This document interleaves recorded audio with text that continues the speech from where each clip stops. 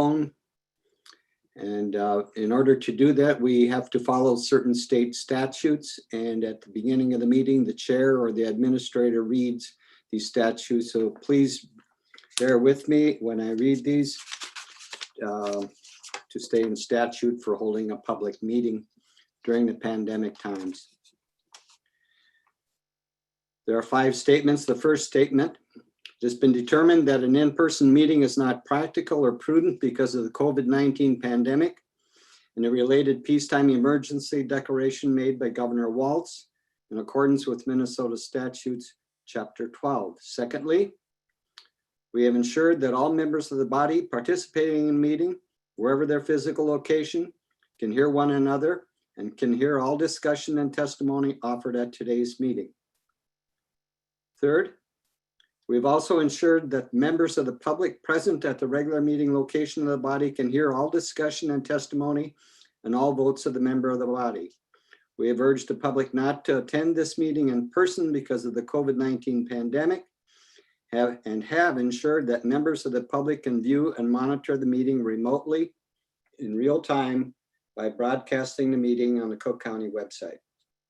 Fourth, due to the COVID-19 pandemic, we have determined that it may be unfeasible for County Auditor Brady Powers, County Attorney Molly Hicken, County Administrator James Yorkey, and members of the Board of Commissioners to be physically present at the county boardroom at the Cook County Courthouse. Lastly, number 5, all votes, if we will not have any votes tonight, but if we did, they would be done by roll call, and they would be identified and recorded, and we will be not taking any action tonight. We are here to listen to the public, and I would like to read to you some information that has been prepared by the Minnesota House Research Group, and we found it helpful last year to use this as an explanation of what the process is and its purpose and its rationale. Truth in Taxation, referred to as TNT, is a process first enacted by the legislature in 1988 to enhance public participation in Minnesota property tax system. The TNT process consists of these 3 components. Thank you for showing that. Each local government is required to formally adopt a proposed levy in September, which we have done for the upcoming year. The final levy, when ultimately adopted, may not exceed the proposed levy. County auditors generate parcel-specific notices of proposed taxes for all parcel property based on the proposed levies, and we do have an exception at this time, and I'll make a statement about that following. Each local government is required to hold a public meeting after the notices come out where budget and tax issues are discussed and where public testimony must be allowed prior to adopting its final levy. The rationale for the program: prior to TNT, the only involvement most taxpayers had with the property tax system was on the valuation side of the equation. Taxpayers received a market value notice in the spring of the year, as all of you have, prior to the tax year, but nothing about how that valuation would actually relate to property taxes. Taxpayers could choose to become involved in tax and budgeting decisions by attending meetings of county commissioners, city councils, and school boards, but few did. TNT was enacted with a goal of improving accountability by focusing taxpayers on the relationship between budget decisions and budget on property taxes, and providing taxpayers with a greater opportunity to become involved in a local government budgeting process. And thank you to all of you taxpayers and others for attending tonight to show your interest. There are some recent changes. In 2009, the legislature made some significant changes to the TNT process, generally aimed at removing some of the requirements that local governments found most onerous. They repealed a requirement that each local government publish a newspaper ad showing proposed levy and spending amounts.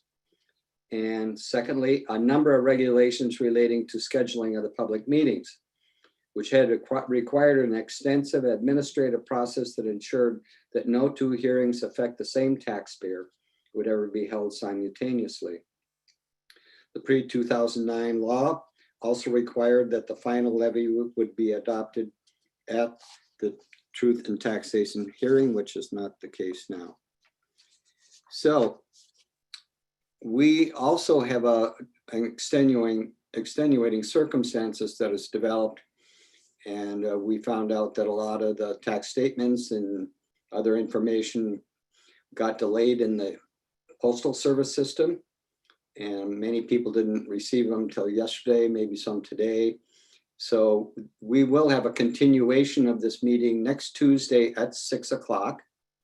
That's December 8th, and it will be as a continuation. So we'll have the same process, the same way of people participating. And if we run into any bugs tonight, hopefully we'll have them worked out by then. But we think everything's going to go well. We've done quite a few of these meetings before, but please bear with us if we have some little glitches that we have to work through. So with that, I'd like to just turn this over to our auditor, and hopefully everyone would be on mute during the presentations. And Auditor Brady Powers will make a presentation, open it up for question and answer. And then we're going to have a statement from our assessor to talk about the assessment portion, the assessment calendar. So with that, Brady, thank you for all the work that you've done in getting prepared for this. Your office really needs to be commended for getting things done after a very busy election. So thank you and the staff. With that, I'll turn it over to you. Thank you, Mr. Chair. I'll start by sharing my screen.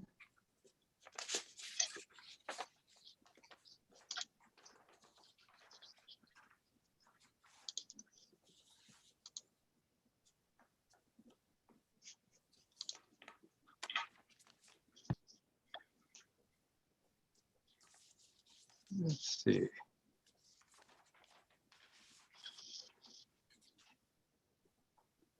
And there we go. This should now show the full screen. So this is a short presentation that'll then be followed by, if anybody wants to ask a clarifying question regarding the clarification, there are some charts and things. Taxes are not simple. So you could ask those questions, and then the chair will then go to questions or comments. So the first page just lists what's described on each of the slides. So next page is, some of this is redundant with what the chair said. Minnesota Statute 275-065 requires us to hold this meeting and allow the public time to speak. The law requires the treasurer to deliver the notice of proposed taxes, which I hope everyone has by now. The tax notice must contain the property taxes from each taxing authority. So this meeting is primarily about the county, but the notice you got is about all of the taxing authorities. So in Cook County, that includes the school, the hospital, city, 3 towns, the EDA, Arrowhead Regional Development Commission, state of Minnesota. Almost 50% of all the property taxes collected in Cook County are for taxing entities other than the county. Just a note that I think all of us are aware of this, there are disadvantages to property taxes as a source of local government funding. One obvious one, the complexity of the system. You almost have to be a student of taxation to really understand it. The unfunded mandates. Most of the revenue we get is from the state and local government, and they have a lot of requirements that go with that funding, and they don't necessarily fund all of those requirements. And the third thing is that taxes may not match the ability to pay, such as an income tax or a sales tax. But there are a couple of advantages, which is why I guess we use this as a method for funding, is that property taxes are more responsive and accountable to the public than some other taxes. I mean, that's the reason we're here tonight. It's one example. And they're more stable for local government functioning than, say, a sales tax would be, that would rise and fall more generally with the economy. Just note Again, kind of repetition, there are meetings in the spring of each year, Board of Review and Equalization meetings for the county to review with taxpayers the value and classification of their properties. So the meetings this year will be in the spring of 2021, and those will be related to the taxes payable for 2022. So the next page is just some hints, maybe some help for reading the tax statement if you're not familiar with it. In red, just says, did your value change? Take a look at that market value. If there was a significant change, that can have a major effect on the taxes that you're paying. You can see this property dropped about 10,000. Did your classification change? This one is seasonal and there's no change, for example. You can see where I blacked out the personal information.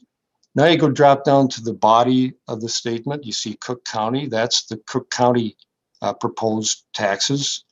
What may show up here, and it does for a lot of people, is a taxing district. If you're not in the city, if you're not in one of the 3 organized towns, you're in an unorganized fire district. In this case, this is the Gunflint Volunteer Fire District. If you know someone who's in another unorganized district, you may, or in a city or in a town, you may see a change. Why is my county tax a little different? And it could be because of the fire district. They're 2 to 3% difference some years between those fire districts. Dropping down a little farther, the unorganized range 1, and this is where the city or town tax would show up if you were in an organized town or city. Below that, there's a line called state general tax. And I just note that this is for commercial and seasonal properties that pay state general tax. And as you noted, this was a seasonal property, so there's a tax there. Below that is the section for school taxes, both voter approved levies and other levies. And finally, below that are other special taxing districts. In our case, the special taxing districts are the North Shore Hospital, Economic Development Authority, and Arrowhead Regional Development Commission. Hospital is by far the largest of those 3. And in other counties, there may be literally a dozen or more of those special districts. But one other note I'd make on here is that if you have any special assessments where you live, they won't show up on this statement. That doesn't happen until we calculate taxes after the first of the year. So the next page is our proposed budget and levy. And on the left-hand side, you see the various funds that the county has, general, highway, services, etc. Then you see your columns with your expenses, your revenue, use of fund balance for the highway department this year. And then over next to that is the initial levy, same as proposed levy. The bottom of that column, you see 10,798,575. That's our proposed levy. Right next to it is last year's final levy. The difference between those two is 431,282, and that percentage change is 4.16.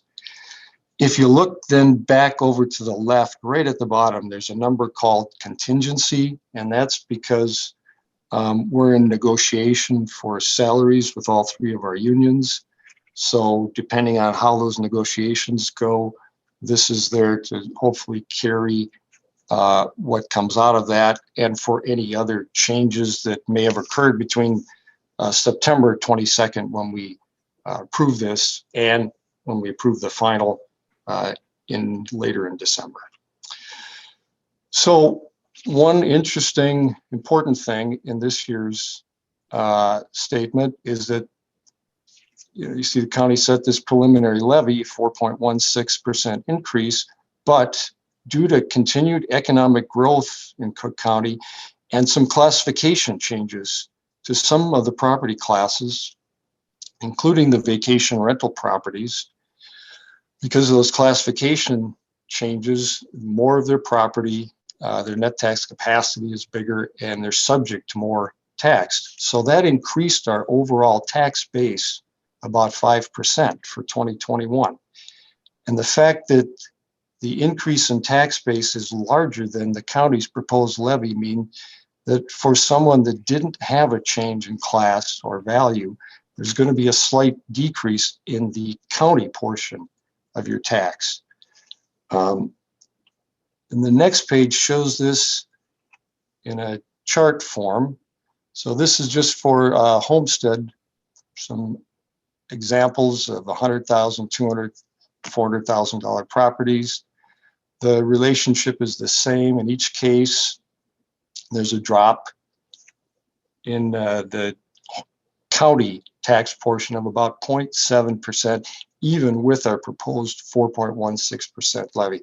If you're in one of those classes that had the class change, the increase, or anybody else who had a change or an increase for other reasons, you won't see this 0.7, just for those that didn't have any changes.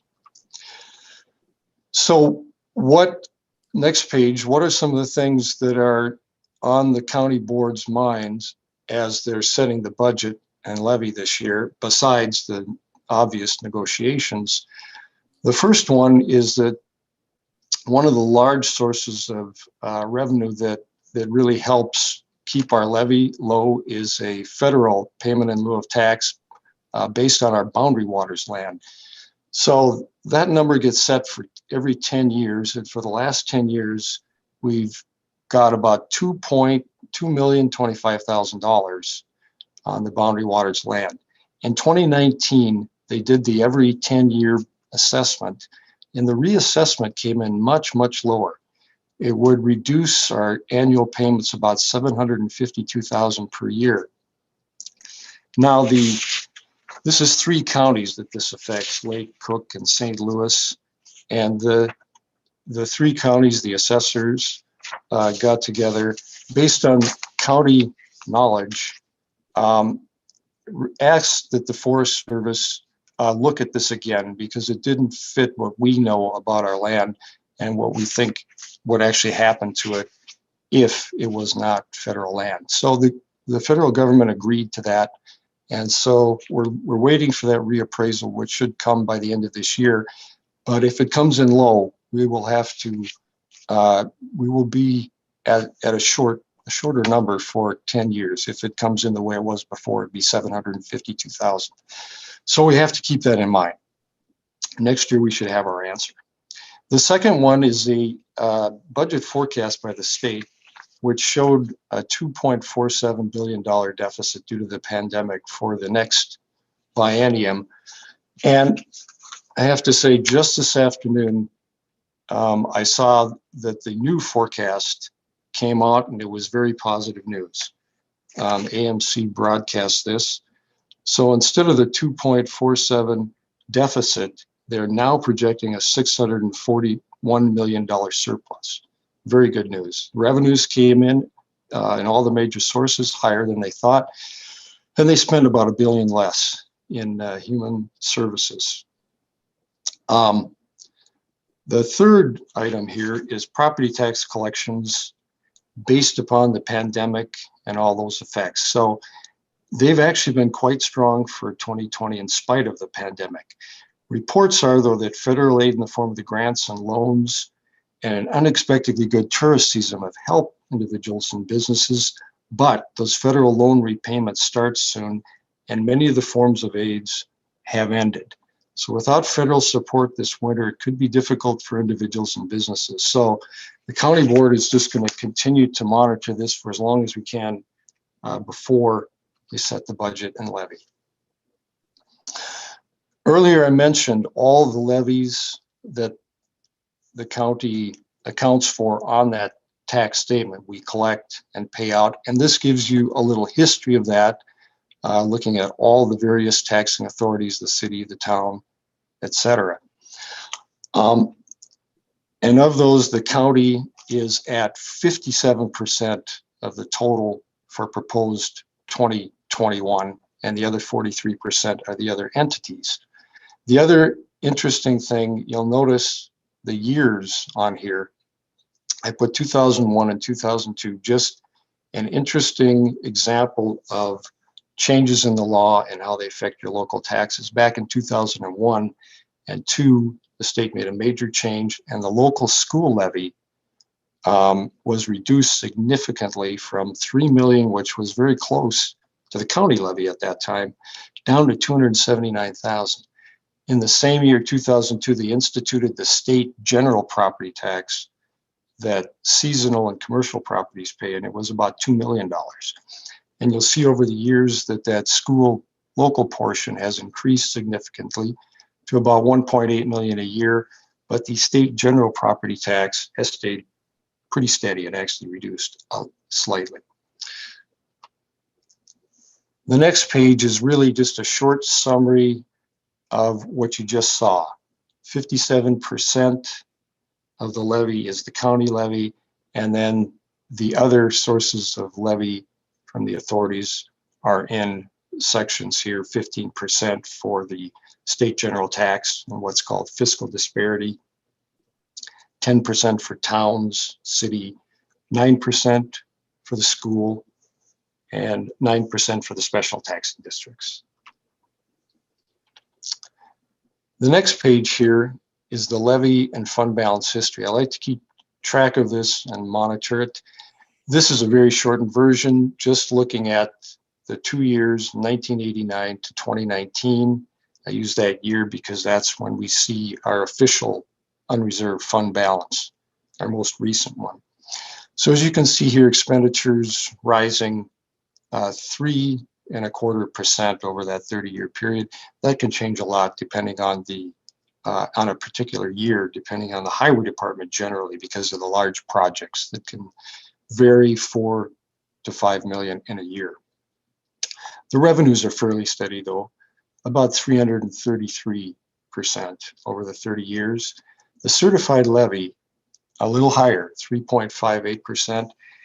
And what I've noticed over the years is that the state has supplied generally the same amount of revenue year to year in relation, but it's more targeted revenue than it was, say, when I started, targeted to specific programs and less general revenue from the state to reduce the levy.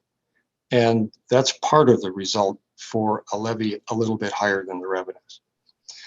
The final is the unreserved fund balance, 3.91 times it's grown, which is higher than the other numbers, which is a good result. A few years ago, we were trending down on this number, and the last couple of years, we've now trended back up. Very good for our bond rating, very good for long-term security, especially when you see things like the potential cuts to our federal state aid of $2 million. So the next and last is a shift in taxation by classification. This is a report that it compares 2 years, 2020, 2021, and it shows our various classes of properties on the left-hand side: homestead, seasonal, non-homestead, resorts, commercial, etc. And then it shows across the top your taxable value, the net tax paid by each of those classes compared year to year, and then the percent of the tax paid by those various classes. And I've just highlighted in red the major changes that we've seen in this past year, and we're going to see again next year. The largest one is in the non-homestead residential class, where those changes had to occur per the Department of Revenue and state law, and the seasonal and how that affected the seasonal recreation and commercial, where many of those were changed. As you see, that one went down and the other two went up from 20 to 21. I'm sure Bob has a few comments to make on those, and you can just see how that affects how much tax those various entities pay. So that ends my presentation, and I would ask if anybody has any clarifying questions or anything in addition to any of these slides that you'd like to hear. And just know that I would welcome any calls on that later tonight, tomorrow, anytime, or emails. So I'm at 387-3640. Okay, are there any questions? You could state your name.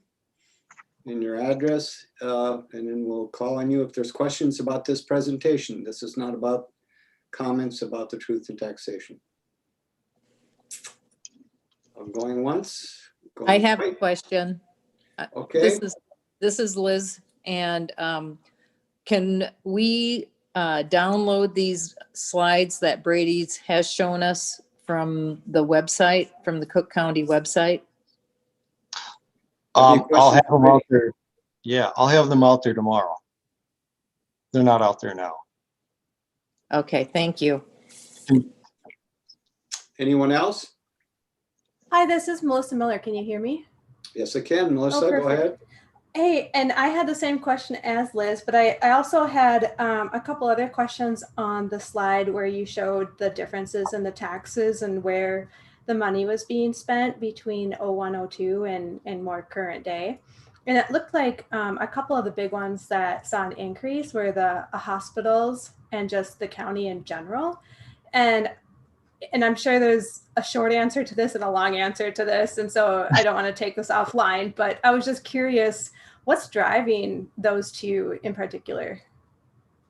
Well, with the hospital, they were part of the county at one time, and they became an independent under statute, an independent taxing district.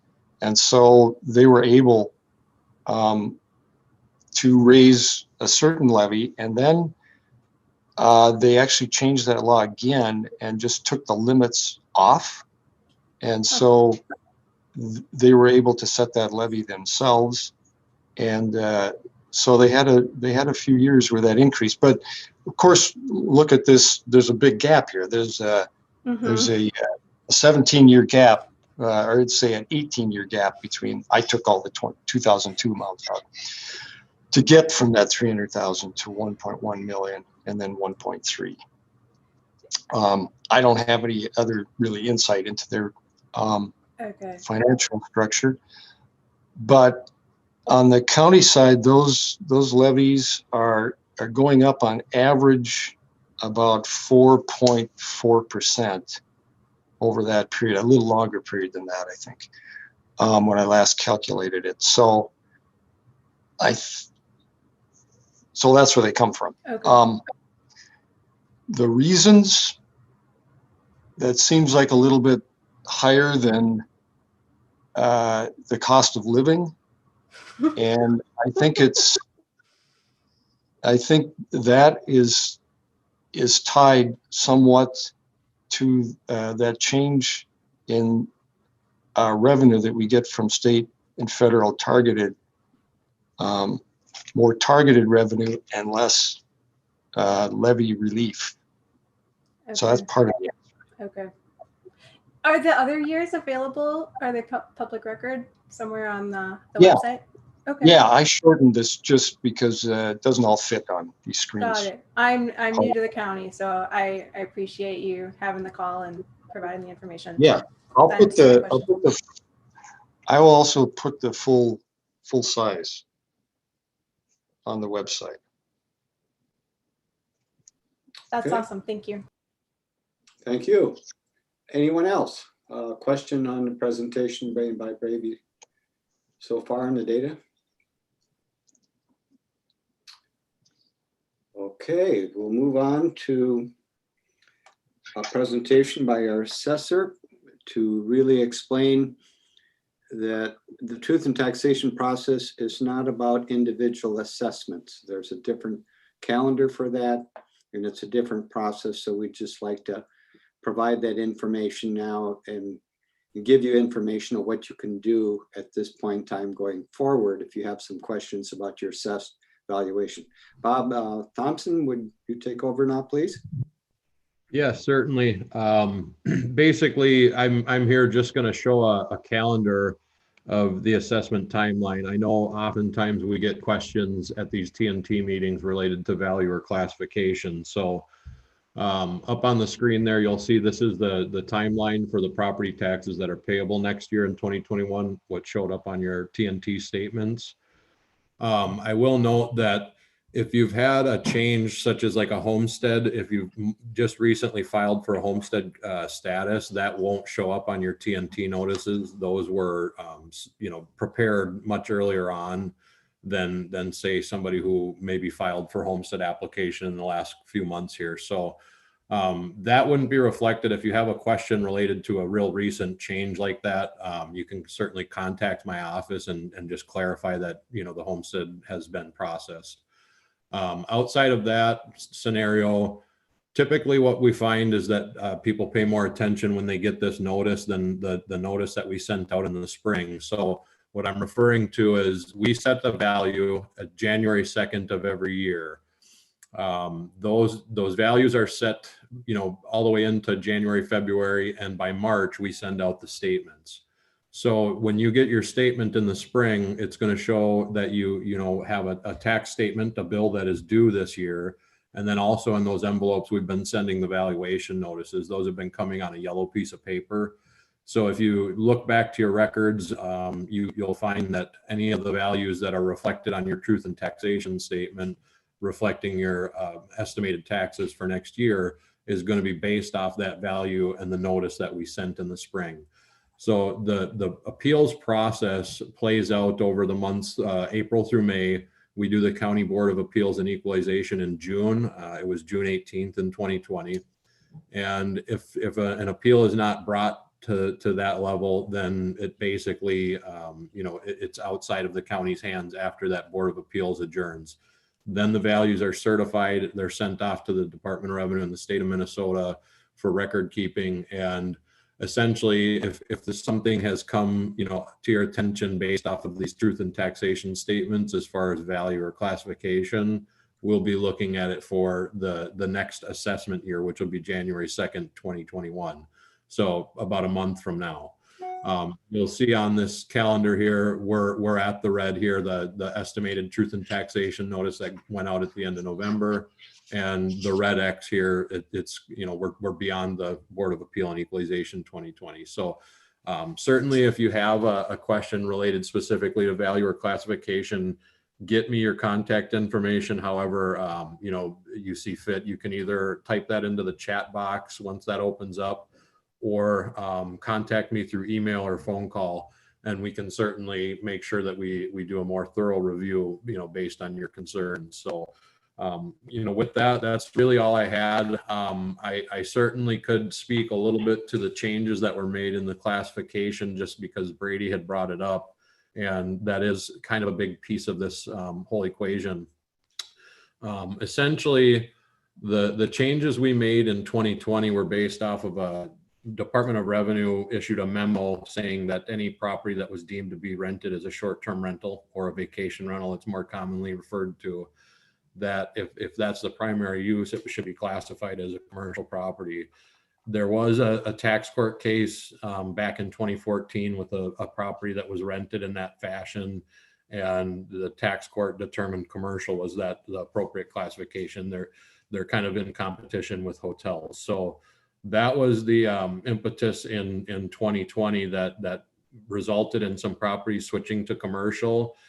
We had a set of criteria, and really there were 4 different criteria that would have landed somebody in the commercial category. And those criteria were either that they rented it over half the year, over 183 days, that they were an investor owning multiple properties. And the theory behind that was that, we figured most people have one cabin, and any purchases of rental properties after that were considered an investment.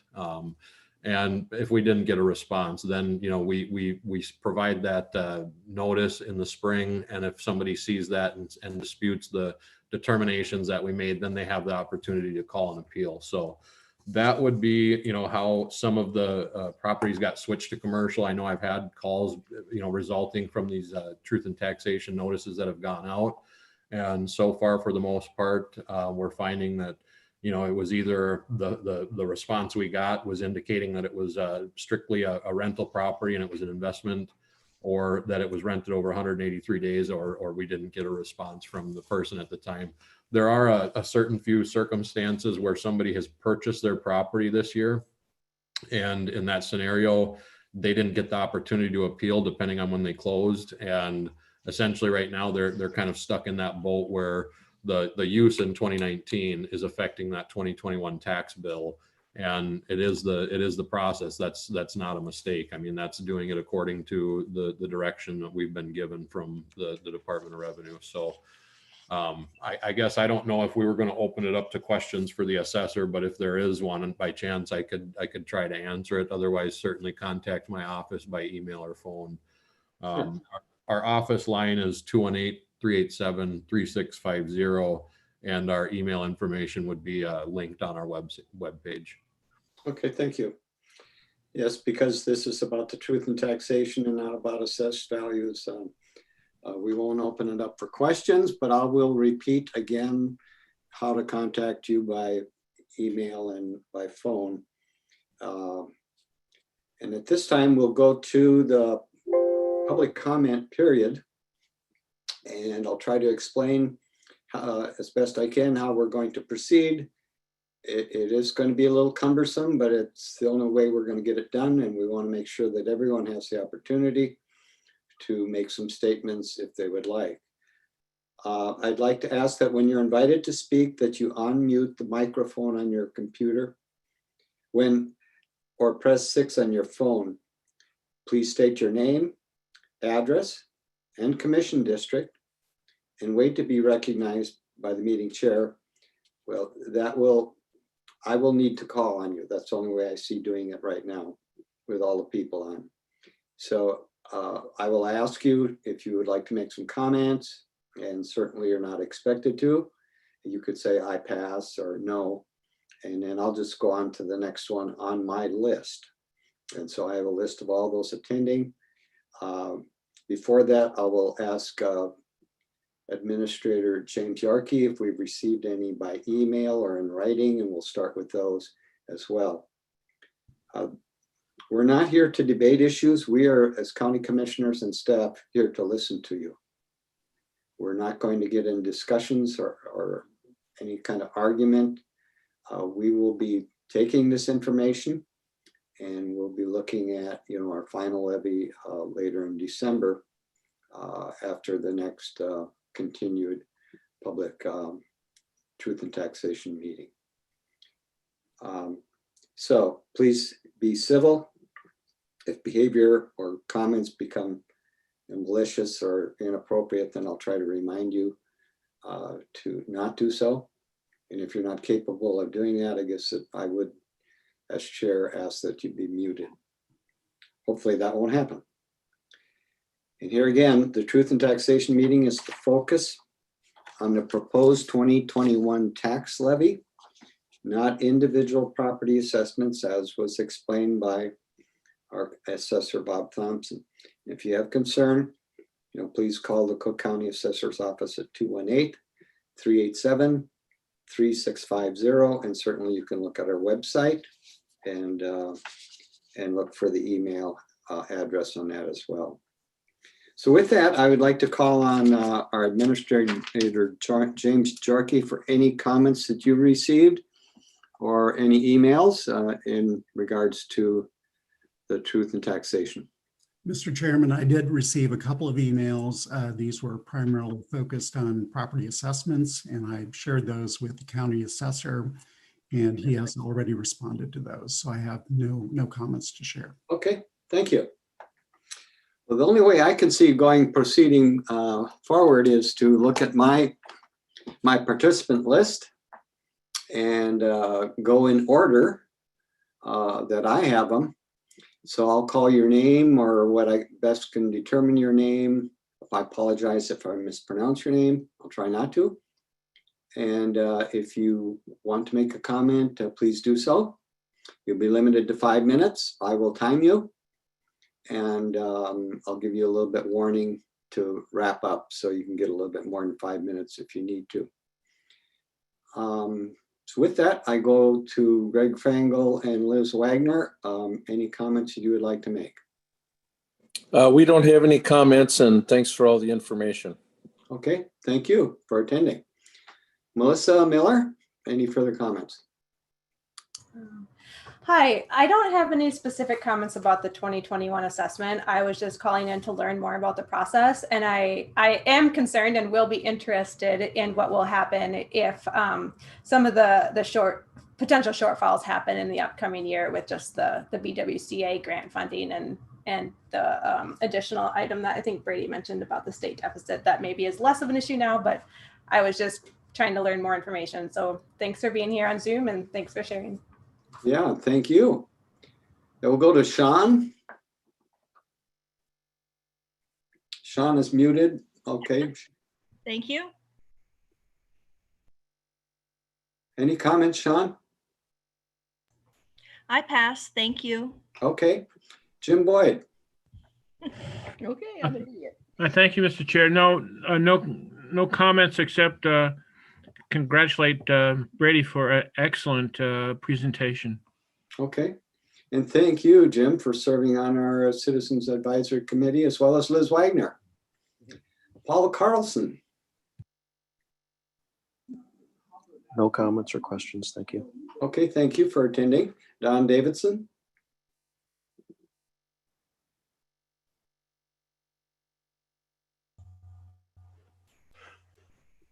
Mr. Chairman, I did send an email to the county administrator. Can you hear me now? Yes, I can. Yes. Okay. And since he didn't read it into the record as I requested, I'll read it to you now. Is this the one about the assessed valuation? No. Okay, thank you. Go ahead. What are the consequences for the county failing to provide timely notice to property owners? A, to the county employees responsible. B, to the validity of the hearing being held without adequate notice. C, to the adoption of the budget when there was inadequate notice for the hearing. D, to taxpayers when there was inadequate notice. Did the county board seek a legal opinion about the notice procedure used for the hearing this year? If so, what was the legal opinion given? Did the county board seek guidance from about the notices from the Department of Revenue? If so, what guidance was given? And I want to quote to you, I don't know if you've read the statute, but it requires that notices for this hearing tonight be received on or before November 24th. I received our notice on November 30th. When were they mailed? There is no postmark, but the statute requires that they be delivered before November 24, right? And then I said, please make this email part of the public record at tonight's meeting. I would like it to be read into the hearing record and have the issues addressed by the board at the hearing. Thank you. Okay. Thank you, Don. We'll direct this to our administrative staff and our county attorney. And certainly I would assume some of us are going to follow up with you. We will not respond tonight. We have discussed those issues. And James, if you would like to comment, go right ahead. Yes, Mr. Davison, I looked in my email inbox and I did not receive that message. So I'm not sure what happened, but yeah, I'm sorry. Don, would you submit it again? I will do so, but I did it from the direct link from the county website. Okay. Mr. Chair, we have addressed all his questions. You did cover that at the beginning of the meeting with our continued truth in taxation on December 8th. All right, we'll follow up. Can I point out that continuing this hearing does not do away with the requirement that the notice be received by the taxpayers by the 24th of November. Sure. Thank you. We'll get back to you on that. Unless someone has a comment from our administrative staff. All right. Lori Erickson, I think it is Lori E. Yep, it's me. No comments here. I was just here as part of PHHS fiscal to answer any questions that might come up. Stacy Hawkins, I think you're here as staff, but do you have any comments or questions?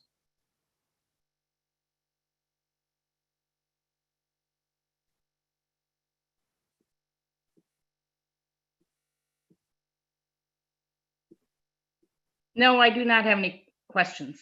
Okay. Thank you. Robert Svolleson? Thank you, Mr. Chair. I have no questions and want to thank the presenters. Okay. Paula Marie Paul? I have no comments. Thanks, Myron. Patty Lyson? No comments, no questions, Mr. Chair. Thank you. Rena Rogers, staff, but any comments? No, Mr. Chair. Ann Sullivan? I'd just like to thank you for providing the presentation and also doing it again next Tuesday. Thank you. Thank you. Randy Knutson, first of all, thank you for being on our Budget Advisory Council. Randy, any comments? Thank you, Mr. Chair. I have no comments, no questions, and thank you for what you said. Tim Nelson, I assume, any comments? No comments. Thank you, Mr. Chair. Yeah. Caitlin Kimmel?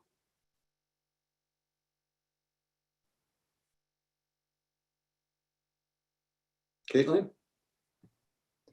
Hey, Myron, this is Robbie Hass from the Highway Department. I'm on my wife's computer, but no Okay. comments. Great presentation. Yeah, I thought that name, I had seen it someplace. Okay, yeah, thanks, Robbie.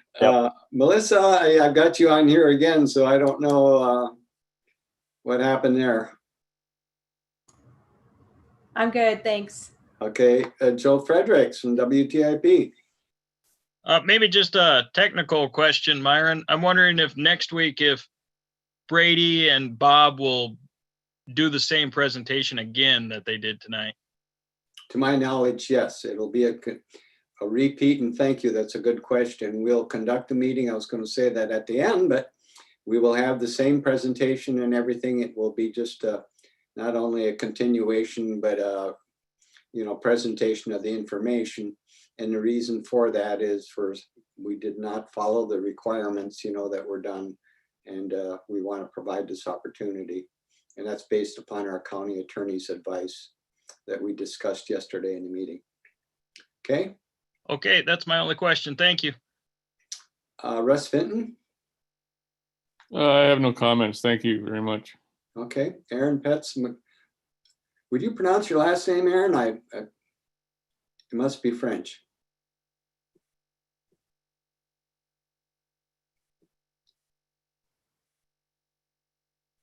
Aaron? Okay. Hi, thank you. It's Erin Petz-Jaguar. You're right. Okay. French Canadian. Thanks so much for your time tonight, you guys, and we really appreciate you presenting this information. Thank you for attending. Diane, I know many Dianes. Diane?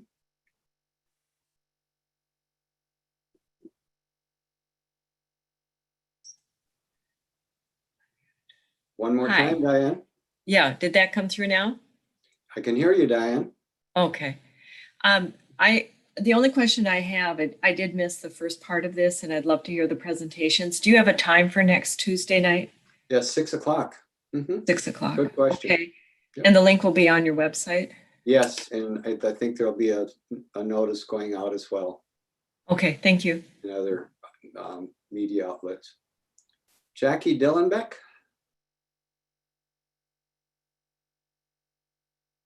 I lost Jackie.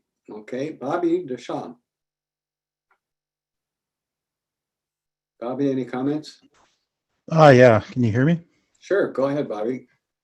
Yeah, I just tuned in here tonight and I see that the levy's at 416, and I believe when I was on the board, the last 3 levies were extremely high, and we told the public that they would be around 3%, if that, and if they could be a little better, we would try to do it when I was on the board. And I think you all got to remember, like when I spoke at my last meeting, that you can't forget about the people that are hardly making it in the county.